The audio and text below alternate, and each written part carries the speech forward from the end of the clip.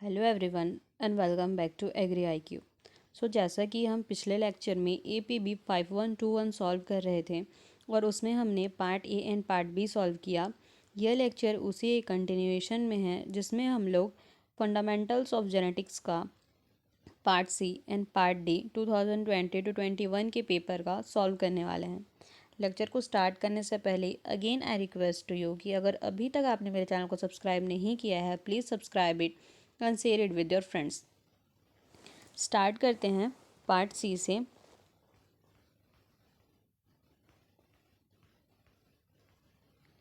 Part सी में हमारा पहला क्वेश्चन है म्यूटेशन। जैसे कि पार्ट बी में भी हमने म्यूटेशन का क्वेश्चन सॉल्व किया है ना, अब पार्ट बी और पार्ट सी दोनों में वो क्वेश्चन आया है तो आप कंटेंट अलग कैसे करेंगे, क्योंकि पार्ट बी में आपको 1 नंबर के लिए पूछा गया, पार्ट सी में आपको 2 नंबर के लिए पूछा गया, तो ऑब्वियस सी बात है आपको इसमें कुछ ना कुछ इंक्रीज़ करना है और डेफिनेशन तो वही रहेगा। डेफिनेशन में आप इंक्रीज़ नहीं कर सकते हैं ना, क्योंकि जो डेफिनेशन है वो एक फिक्स्ड स्टेटमेंट होता है। आपको इसमें और टर्म्स जैसे कि उसके इफ़ेक्ट लिख सकते हैं आप, उसके क्या कॉजेज़ होते हैं कि म्यूटेशन क्यों होता है, म्यूटेशन एडवांटेजेस है कि हार्मफुल है, ये सब पॉइंट्स आपको इसमें इंक्लूड करना पड़ेगा। तो देखते हैं। The DNA sequence is specific to each organism. It can sometimes undergo changes in its base protein sequence. It is termed as mutation. A mutation may lead to change in protein translated by the DNA. Usually, the cells can recognize any damage caused by mutation and repair it before it becomes permanent. तो पता क्या चला कि mutation क्या होता है। जो basic DNA का सीक्वेंस होता है उसमें किसी कारण से जब चेंज हो जाता है या अल्ट्रेशन हो जाता है तो उसको हम लोग बोलते हैं म्यूटेशन। ठीक है।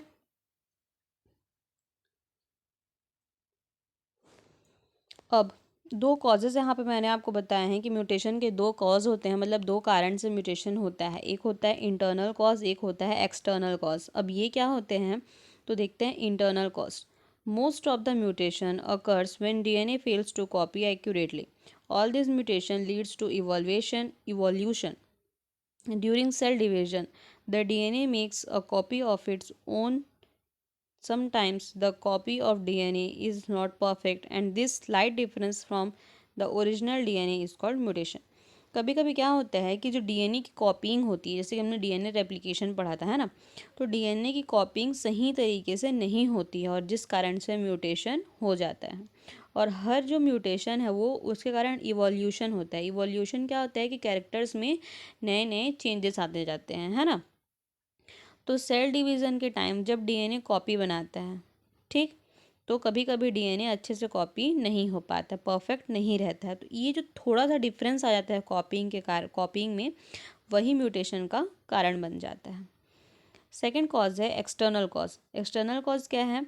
When the DNA is exposed to certain chemicals or radiations, it causes the DNA to break down. The ultraviolet radiation cause the thymine dimers to break, resulting into muted DNA. जो DNA होता है ना, वो जब chemicals या फिर radiation के contact में आता है तो वो क्या होता है, ब्रेक डाउन हो जाता है उसमें। और फिर उसके बाद जो रेडिएशन जैसे कि अल्ट्रावायलेट रेडिएशन है ना, इनके कारण जो थायमीन होते हैं इन सब में क्या होता है, ब्रेकिंग हो जाता है, जिसके कारण म्यूटेशन कॉज होता है। क्लियर है। सेकेंड क्वेश्चन है हमारे पास, how does radiation damage DNA. जैसे कि अभी हमने एक्सटर्नल कॉज में पढ़ा कि डीएनए के कारण भी म्यूटेशन होता है क्योंकि वो उसमें ब्रेक डाउन हो जाता है। तो अभी हमको पता चलेगा कि उसमें ब्रेक डाउन क्यों होता है डीएनए के कारण, है ना। रेडिएशन क्या डैमेज करता है डीएनए को। Ionising radiation directly affects DNA structure by inducing DNA breaks, particularly DSBs. Secondary effects are the generation of reactive oxygen species ROS that oxidize protein and lipid and also induce several damage to DNA like generation of abscisic site and single strand breaks. तो जब ionising radiation DNA पे पड़ता है ना, तो जो उसके bonds होते हैं वो ब्रेक हो जाता है, जिसके कारण डीएनए में ब्रेक डाउन होता है। ये कारण हुआ। दूसरा सेकेंडरी इफेक्ट ये रहता है कि उसमें जो ROS है, रिएक्टिव ऑक्सीजन स्पीसीज क्रिएट हो जाते हैं, जिसके कारण जो प्रोटीन है, लिपिड है, ये सब क्या हो जाते हैं, ऑक्सीडाइज हो जाते हैं, ठीक है। और फिर DNA में बहुत सारे डैमेज होते हैं इसके कारण, जैसे कि एब्सेसिक साइट बन जाएगा या फिर सिंगल स्ट्रैंड बन जाते हैं ना। तो यही कारण है कि जो आयनाइजिंग रेडिएशन है वो DNA को डैमेज करता है। नेक्स्ट क्वेश्चन हम लोग देखेंगे, question number 3, that is what is codominance. Codominance क्या होता है ना। पार्ट बी में अभी हमने पढ़ा था डोमिनेंट और रिसेसिव कैरेक्टरिस्टिक्स के बारे में। सो उसी से रिलेटेड है हमारा codominance. It occurs when both the allele of gene lack dominant and recessive relationship and both are observed phenotypically to the same degree. The phenotypic effect of each allele is observable in the heterozygous condition. Example, the gene 1 is the charge of ABO blood types in humans. Sugar polymer protrude from the surface of the plasma membrane of red blood cell and the kind of sugar is controlled by gene 1. तो क्या है codominance? ये तब होता है जब जो allele होते हैं ना, उनमें डोमिनेंट और रिसेसिव कैरेक्टर नहीं होता है, और जो दो कैरेक्टर हैं वो साथ में ही डोमिनेंट हो जाते हैं, वो होता है कोडोमिनेंस, ठीक है। तो एग्जाम्पल में जो ABO ब्लड ग्रुपिंग है ना, जैसे कि आपको पहले ही पता है कि जो इनके वो होते हैं, जीन्स होते हैं, जैसे कि A ब्लड ग्रुप के लिए जीन क्या होते हैं, IA+IA, है ना। बी के लिए क्या हो, सॉरी, IA+IO। बी के लिए क्या होता है, IB+IO। तो ABO ब्लड ग्रुपिंग के कारण क्या है कि ना तो ये पूरा डोमिनेंट हो पाता है, ना ये पूरा डोमिनेंट हो जाता है, और जब दोनों डोमिनेंट होते हैं तो बन जाता है हमारा ABO ब्लड ग्रुपिंग, ठीक है। तो यही कारण होता है कोडोमिनेंस का। अगर सिंपल वर्ड में अगर आप चाहें तो जो हमारा एक नॉर्मल क्या एक सेकेंड, जो 4 o'clock फ्लावर होता है ना, वो 4 o'clock फ्लावर कौन से कलर का रहता है, जनरली अपन देखते हैं पिंक कलर का, पर एक्चुअल उसका कलर है red colour and white colour. तो ना तो रेड डोमिनेंट हो पाता है ना वाइट डोमिनेंट हो पाता है, रेड भी डोमिनेंट हो जाता है, वाइट भी डोमिनेंट हो जाता है, और इन दोनों जब डोमिनेंट होते हैं तो बन जाता है पिंक कलर। ये होता है हमारा 4 o'clock फ्लावर में, ठीक है। नेक्स्ट है हमारे पास question number 4, what are the laws of Mendel. Mendel के लॉज कौन कौन से हैं, है ना। तो 3 लॉज दिए थे मेंडल ने, जो थे law of dominance, law of segregation, law of independent assortment. Clear है। नेक्स्ट है हमारे पास डिफाइन यूप्लॉइड। तो having chromosome number that is exact multiple of the monoploid number compare aneuploid. तो यूप्लॉइड क्या होता है, जितने उसमें मोनोप्लॉइड्स प्रेजेंट है ना, उनका जो एग्जैक्ट नंबर क्रोमोसोम का जब प्रेजेंट रहता है तो उसको हम लोग बोलते हैं यूप्लॉइड, ठीक है। कंपैरिजन टू एन्यूप्लॉइड में क्या होता है, डिफरेंट नंबर्स प्रेजेंट रहते हैं। क्लियर है। नेक्स्ट है हमारे पास state chromosomal theory of inheritance. Inheritance का जो क्रोमोसोमल थ्योरी है वो अपने को एक्सप्लेन करना है। The chromosomal theory of inheritance was given by Boveri and Sutton in the early 1900s. It is fundamental theory of genetics. According to this theory, genes are the unit of heredity and are found in the chromosomes.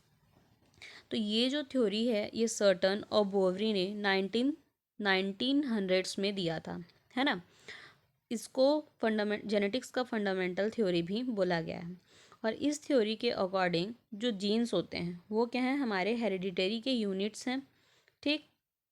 और ये जो jeans हैं ये कहाँ पाए जाते हैं, तो क्रोमोसोम में ये जीन्स पाए जाते हैं। क्लियर है।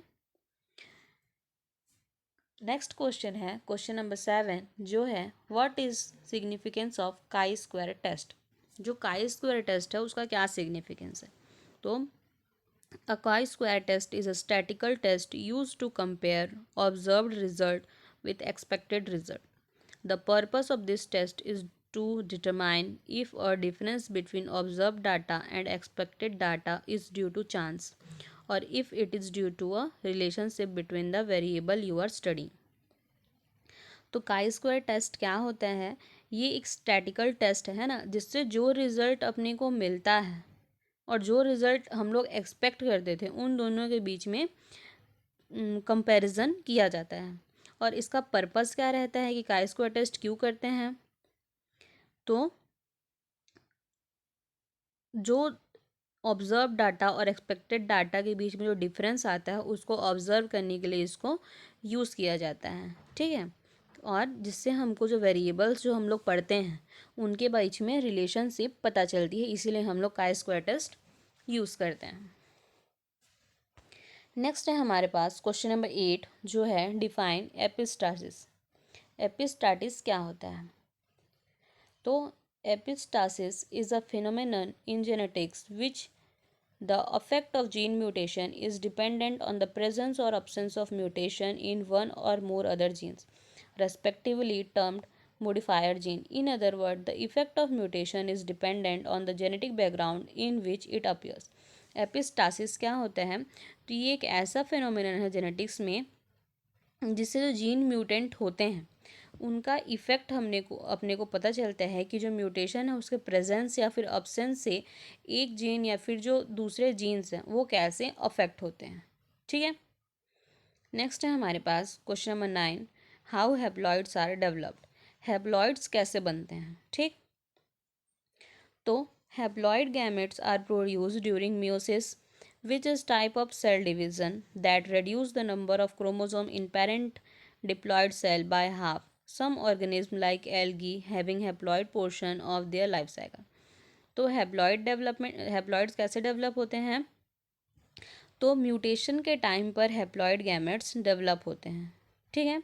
और मियोसिस क्या है, सॉरी हैप्लॉइड क्या है, तो एक सेल डिवीज़न का टाइप है ये, जिसमें जो क्रोमोसोम का नंबर है वो रेड्यूस हो जाता है, ठीक है। और जो पेरेंट सेल हैं वो हाफ हो जाते हैं, ठीक है। और कुछ ऑर्गेनिज्म जैसे कि एल्गी वगैरह हैं, है ना, इनका जो लाइफ साइकिल है वो भी हैप्लॉइड पोर्शन में कंप्लीट होता है। क्वेश्चन नंबर 10 है हमारे पास, what is role of cytoplasmic inheritance in genetics. जो जेनेटिक्स में साइटोप्लाज्मिक इनहेरिटेंस है उसका क्या रोल है ना। तो cytoplasmic inheritance helps to determine the significance of cytoplasmic organelle in the passing on of characteristic in several organism. Cytoplasmic inheritance helped map the chloroplast genome and mitochondrial genome in many species such as human, yeast, maize, etc. जो cytoplasmic inheritance है ये क्या है, तो इससे हम लोग को जो साइटोप्लाज्मिक ऑर्गेनेल्स हैं जो एक ऑर्गेनिज्म से दूसरे ऑर्गेनिज्म में ट्रांसफ़र होती हैं उनके कैरेक्टरिस्टिक का पता चलता है, ठीक है। जो क्लोरोप्लास्ट जीनोम है या फिर माइटोकॉन्ड्रियल जीनोम है हमारे जो बहुत सारे स्पीसीज़ हैं इनमें साइटोप्लाज्मिक इनहेरिटेंस उसको पहुंचने में हेल्प करता है, ठीक है। क्वेश्चन नंबर 11 है हमारे पास, what is Turner syndrome. Turner syndrome क्या होता है। Turner syndrome a condition that affects only female result when one of the sex chromosome is missing or partially missing. Turner syndrome can cause a variety of medical and developmental problems including short height, failure of the ovaries to develop and heart defects. जो Turner syndrome है ना, ये क्या होता है, सिर्फ females में होता है। क्यों, जैसे कि आपको पता है जो फीमेल की सेक्स क्रोमोसोम होती हैं वो होती हैं एक्स एक्स और मेल का होता है एक्स वाई, है ना। तो ये अफेक्ट करता है सिर्फ फीमेल में। क्यों, क्योंकि टर्नर सिंड्रोम तब होता है जब हमारे पास एक एक्स क्रोमोसोम नहीं होता, मतलब फीमेल के पास सिर्फ सेक्स क्रोमोसोम रहेगा एक्स, ठीक है। तो इस कंडीशन में होता है टर्नर सिंड्रोम। और टर्नर सिंड्रोम के कारण बहुत सारे प्रॉब्लम्स होते हैं, जैसे कि हाइट छोटी हो जाती है, ओवरी जो है फंक्शनल नहीं रहता है, मतलब न्यू वंस उन लोग प्रोड्यूस नहीं कर सकते, या फिर हार्ट डिसीज टाइप की प्रॉब्लम्स होती हैं। क्वेश्चन नंबर 12 पार्ट सी का लास्ट क्वेश्चन है हमारे पास, how meiosis cell division is important in diploid. Meiosis के बारे में अभी हमने क्वेश्चन नंबर 10 में देखा, अब वो सॉरी 10 में नहीं देखा,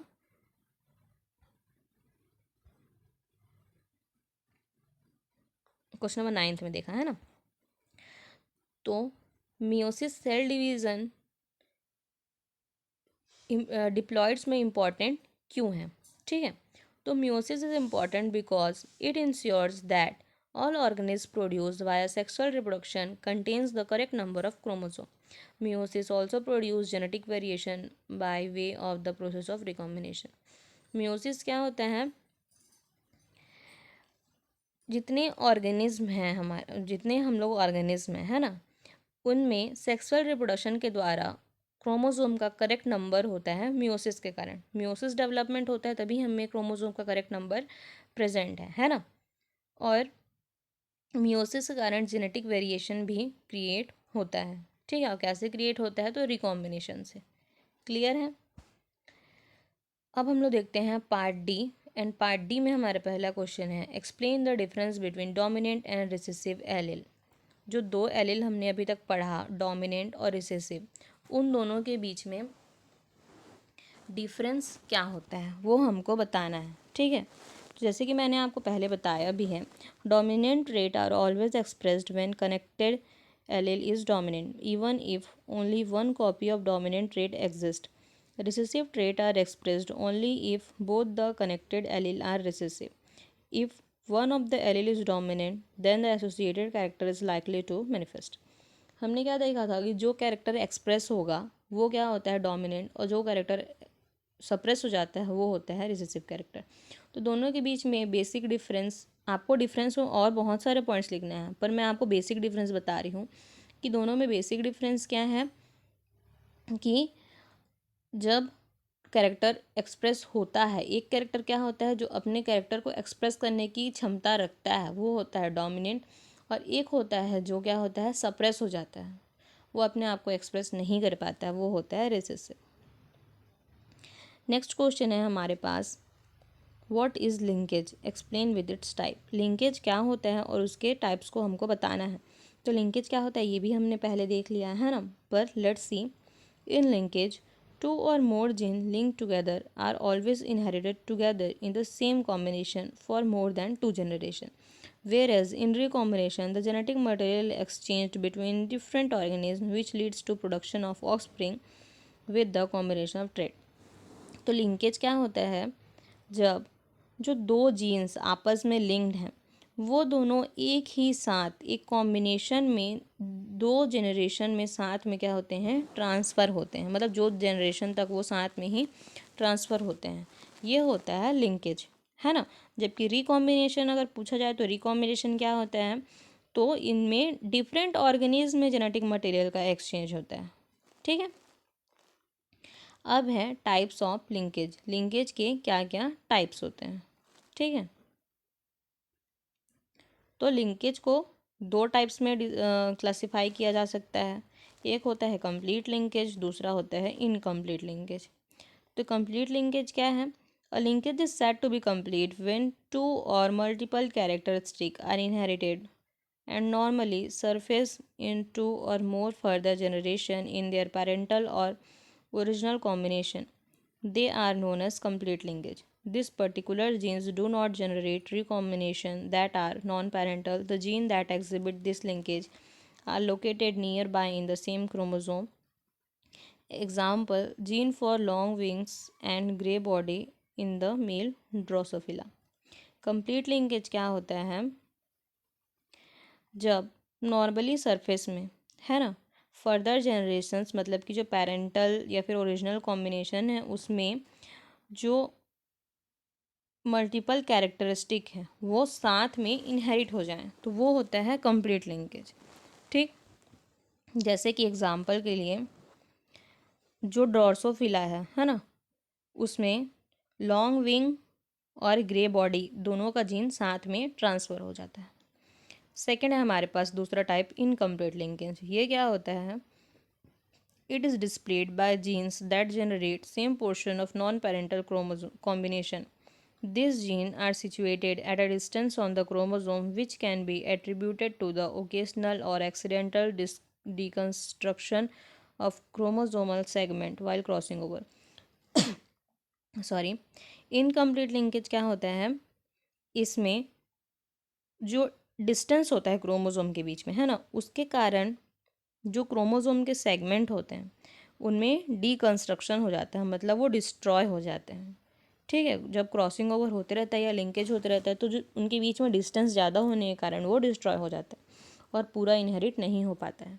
तो ये होता है incomplete linkage. Question number third है हमारे पास next, write difference between trisomic and monosomic. Monosomic और ट्राइजोमिक के बीच में हमको डिफरेंस लिखने बोला गया है। तो trisomy disorder occur when you have an extra copy of chromosome, while monosomy occurs when you are missing a copy of chromosome. Both of these genetic conditions are the result of genetic mutation where your cells don't divide as they should. तो पहले तो ये दोनों हैं क्या, तो ये दोनों ही ऐसा जेनेटिक कंडीशन है जिसमें हमारे जो सेल्स हैं वो उस तरीके से डिवाइड नहीं होते हैं जिन तरीके से उनको डिवाइड होना चाहिए। ठीक है, अब ट्राइजोमी क्या है, तो जब हमारे पास क्रोमोसोम का एक एक्स्ट्रा कॉपी आ जाता है, जैसे कि अगर दो क्रोमोसोम है एक्स एक्स और उसमें एक और क्रोमोसोम आ जा रहा है ट्रिपल एक्स या फिर एक्स एक्स वाई, है ना, तो ये क्या होता है ट्राइजोमिक कंडीशन। और दूसरा होता है मोनोजोमिक, इसमें क्या होता है जब हम लोग एक कॉपी मिस कर जाते हैं, जैसे कि अगर दो क्रोमोसोम है एक्स एक्स तो हमारे पास रहता है सिर्फ एक्स क्रोमोसोम, जैसे कि टर्नर सिंड्रोम में हमने देखा। तो ये होता है ट्राइजोमिक और मोनोजोमिक। ये भी इसका बेसिक डिफरेंस है, इसके साथ साथ आपको उसके डिफरेंस में उसके इफेक्ट लिखना पड़ेगा, उसके कारण लिखने पड़ेंगे, डेफिनेशंस लिखने पड़ेंगे, है ना। ऐसे करके कम से कम आपको 6 से 7 डिफरेंस लिखना रहेगा। क्वेश्चन नंबर 4 है हमारे पास, what is protein synthesis. Protein synthesis क्या होता है। Protein synthesis is the creation of proteins by cells that uses DNA, RNA and various enzymes. It generally includes transcription, translation and post-translation events such as protein folding, modification and proteolysis. तो protein synthesis क्या होता है, proteins का sales जो कि DNA और RNA का use करते हैं और बहुत सारे एंजाइम का यूज़ करके प्रोटीन का क्रिएशन को बोला जाता है प्रोटीन सिंथेसिस। और इसमें क्या क्या इंक्लूड होता है, तो transcription, translation, post translation events. अब पोस्ट ट्रांसलेशन इवेंट्स में क्या आएंगे, जैसे कि प्रोटीन फोल्डिंग है, मॉडिफिकेशन है, प्रोटियोलिसिस है ना, ये सब इंक्लूड होते हैं और प्रोटीन सेल्स क्रिएट करते हैं, इसको बोला जाता है प्रोटीन सिंथेसिस। अब यहाँ पे मैंने आपको एक्सप्लेन किया है, प्लस जो आपके टर्म्स जैसे कि ट्रांसक्रिप्शन है, ट्रांसलेशन है, इन सबको सिर्फ मेंशन किया है। पर जब 4 नंबर के लिए आप ऐसे क्वेश्चंस को अटेंड करते हैं तब आपको इनको भी डिटेल्स में एक्सप्लेन करना होगा। ठीक है, नेक्स्ट है हमारे पास question number 5, explain the structure of chromosome. Chromosome के स्ट्रक्चर को एक्सप्लेन करना है ना। तो each chromosome is made up of DNA tightly coiled many times around protein called histone that support this structure. Chromosome are not visible in the cell nucleus, not even under a microscope. When the cell is not dividing, it turns out that chromosome can be divided into 3 parts: centromere, the arm, and the telomere. क्या होता है, मतलब chromosome क्या है, तो tightly coiled DNA का structure है ये। ठीक है, जिसमें उसके अराउंड हिस्टोन प्रोटीन से ये बाउंड रहता है, जो उसके स्ट्रक्चर को क्या करता है, सपोर्ट करता है। ठीक, अब जो डीएनए है वो जब हम लोग उसको अगर उसके स्ट्रक्चरल बेस पे क्लासिफाई करते हैं तो डीएनए में 3 पार्ट होता है, सेंट्रोमेयर होता है, उसके आर्म्स होते हैं और टीलोमेयर होते हैं। यहाँ पे आपको क्रोमोसोम का स्ट्रक्चर भी बना के बताना है। ठीक है, नेक्स्ट है हमारे पास, explain gene interaction with any one example. जो जीन इंटरेक्शन है ना, उसको बताना है और उसका एक आध एग्जाम्पल हमको देना है। तो जीन इंटरेक्शन क्या है, is the set of functional association between genes. One such relationship is epistasis, which is the interaction of non-allelic gene where the effect of one gene is masked by other gene to result either in the suppression of the effect or they both combine to produce a new trait character. It changes the phenotype effect brought on the first gene when it coexists with the dominant allele. For example, agouti, grey coat development mice. Thus, phenotypic ratio is 9 agouti, 3 colored, 4 albino. Gene interaction क्या होते हैं, है ना।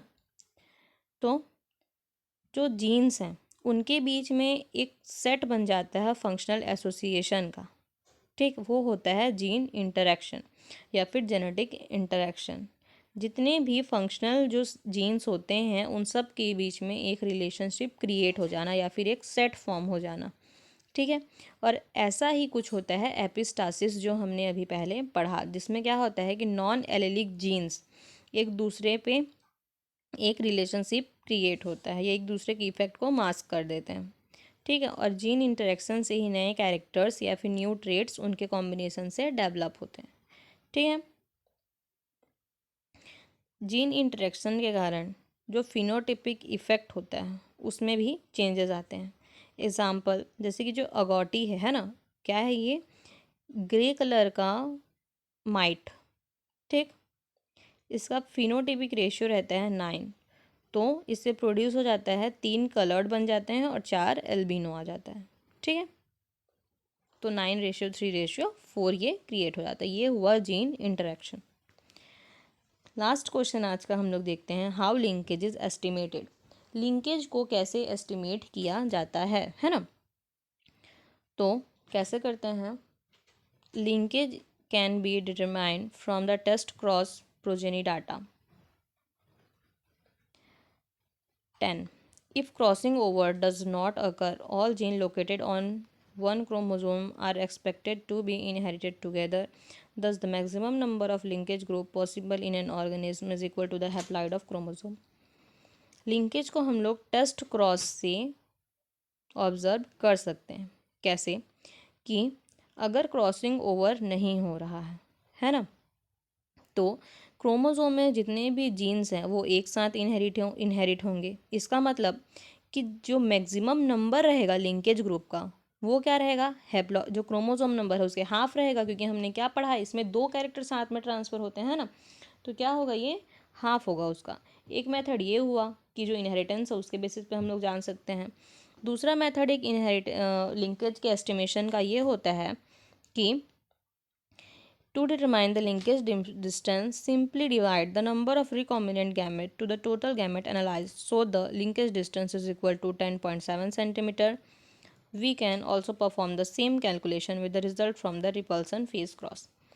इसमें हम लोग linkage distance के through उसको कैलकुलेट करेंगे। कैसे कि जो रिकॉम्बिनेंट गैमेट्स होते हैं और जो टोटल गैमेट्स होते हैं उनको हम लोग क्या कर देंगे, सिंपली डिवाइड कर देंगे।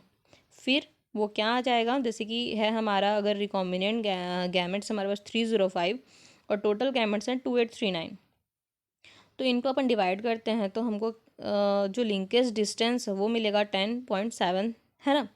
तो ऐसे ही हम लोग इसमें कैलकुलेशन करके जो रिपल्सन फेज क्रॉस होता है वहाँ से लिंकेज को एस्टिमेट कर सकते हैं। पर जो बेटर है आपका वो है आपका फर्स्ट मेथड, कि इसमें हम लोग जो क्रॉसिंग ओवर है और जो maximum number of linkage groups है उसके बेसिस पे हम लोग लिंकेज को एस्टिमेट कर सकते हैं। तो ये हुआ आपका लेक्चर ख़त्म, and I wish you best of luck for your exam.